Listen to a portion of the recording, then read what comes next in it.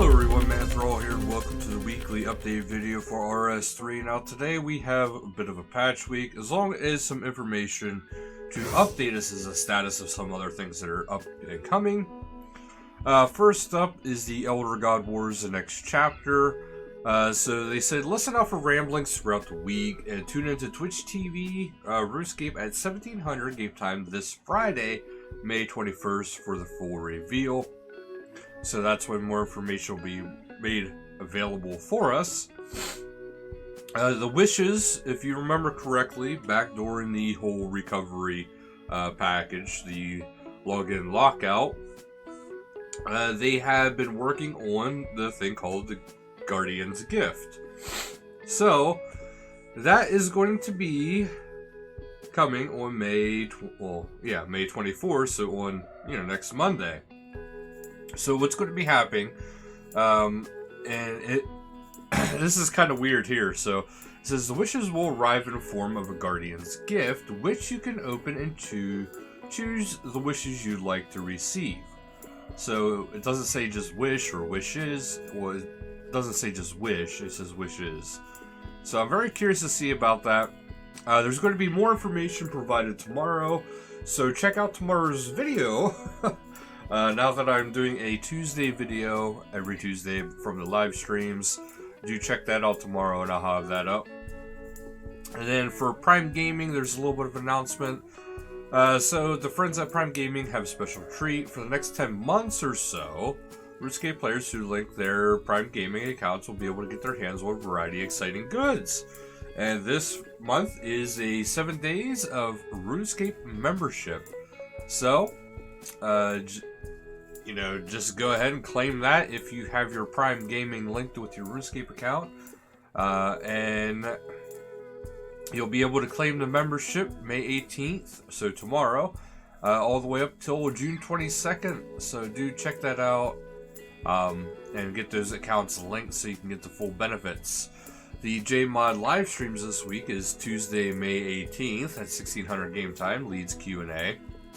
And Wednesday, May 19th at 1600 game time, let's play as an Nadra's Quest. And don't forget, there is that little bit of a reveal on May 21st at 1700 game time, which is not listed on this part.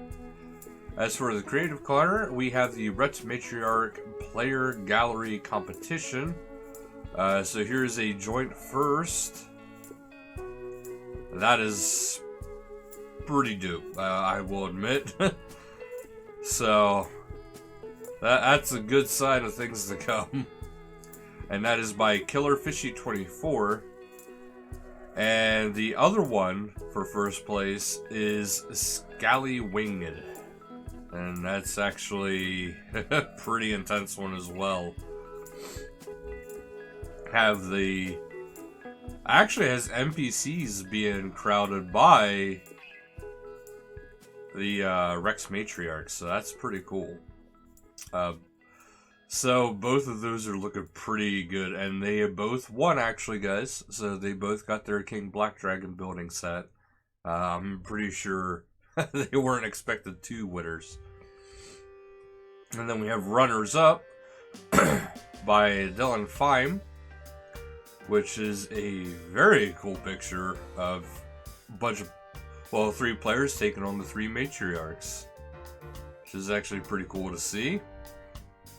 So they got the runner-up, and then we have a very, very good picture here from McNixie of one of the matriarchs. That's actually very good. And then we have a cute picture here from Fallen Urge of one of the baby of the Rex matriarchs, which is actually very cute.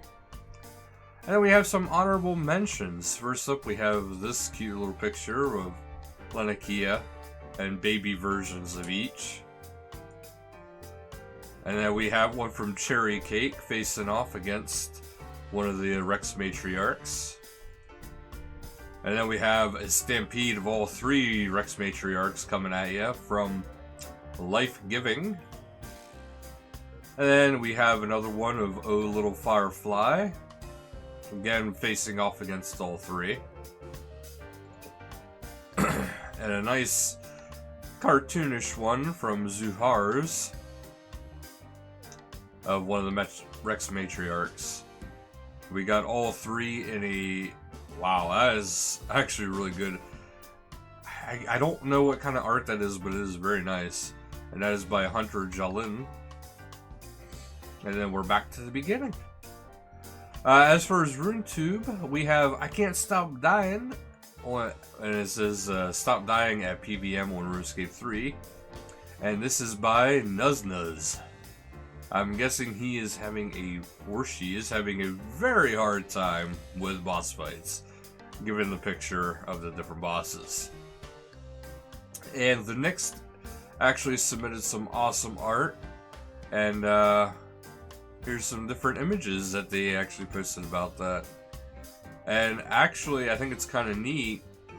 They went with a theme of, the combat triangle, but they also went with the theme of the Rex Matriarchs. And for those who might be kind of observant of it, it is also a theme of Guthix, Zamorak, and Saradomin.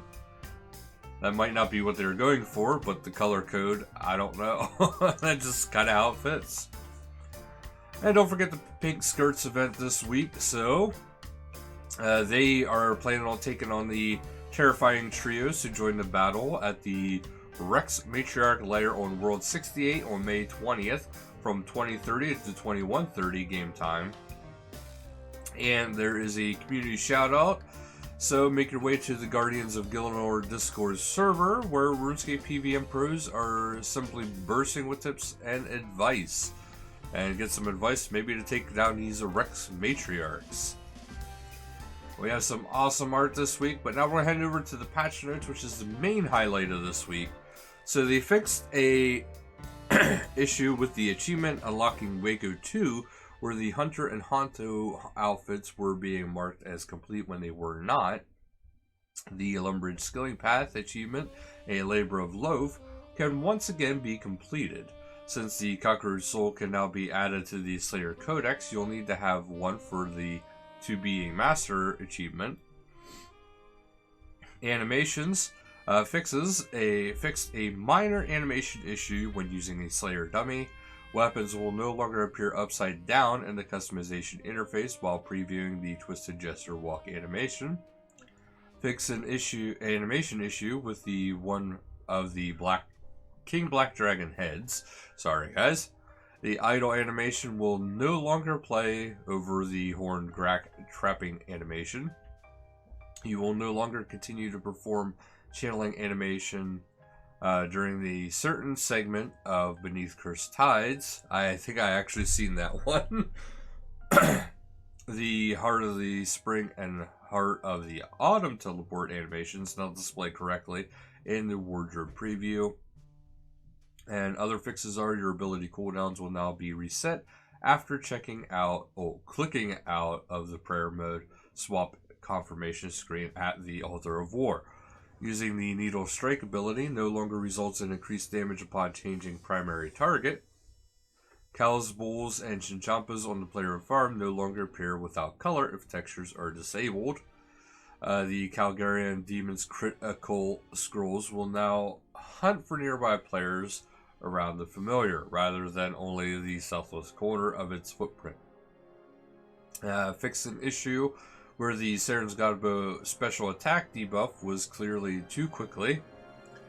Premium beards now work correctly. Disabling textures will no longer cause a blue or purple toadstool in the Lost Grave to display incorrectly.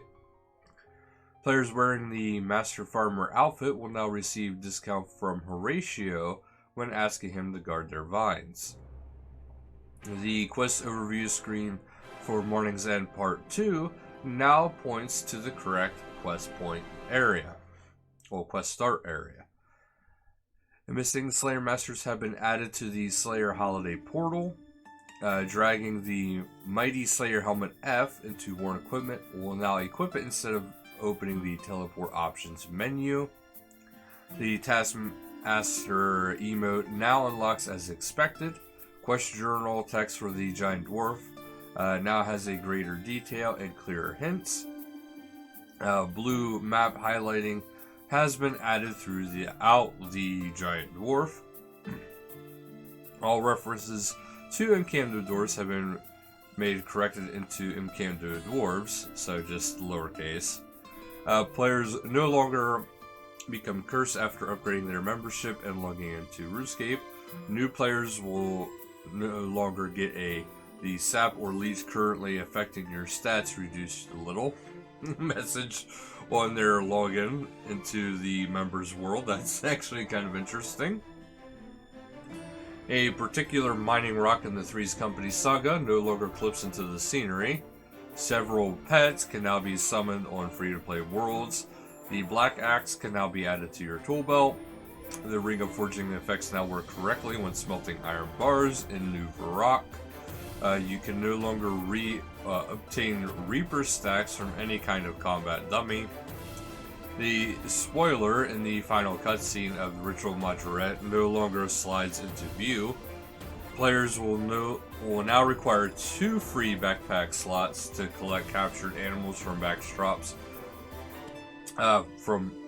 box traps, due to an error where animals would be dropped as items if the backpack was full. Users can no longer interact with the elemental balance in the player-owned house if they are using Revolution combat mode. The creation section during Beneath Cursed Tides has been made more friendly for mobile users. The Dreadnought music track now unlocks as expected upon entering the Dreadnought boss room for the first time.